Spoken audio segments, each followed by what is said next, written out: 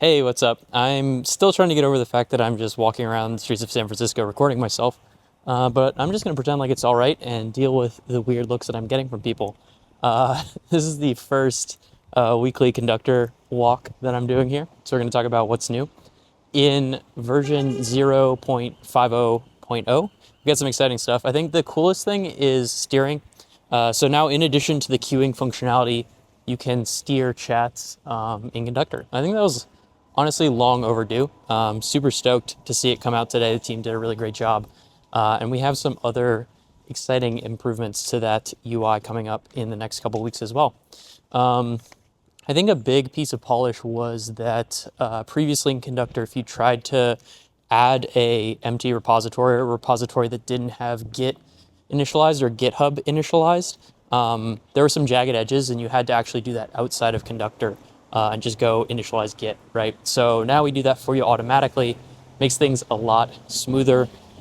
Another one that I like is that you can now click on file level, or actually rather line level links in Conductor. So the agents can return to you a line number, and then we can link to that directly within the chat. And that's pretty useful for actually like looking at the code and being able to make those changes.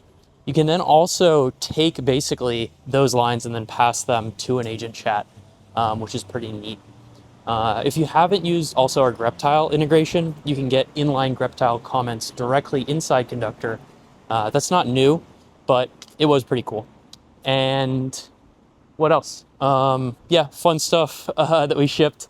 There are two new Muni sounds in Conductor. So you have the classic like gong, which is like a ringing bell that you hear from the Muni lines all the time. And then there's also an inbound train arrival chime. And you can now set emojis as workspace icons. We have some other improvements coming to the workspace icon functionality, but the emoji is pretty big. I love emojis, so that one's huge for me.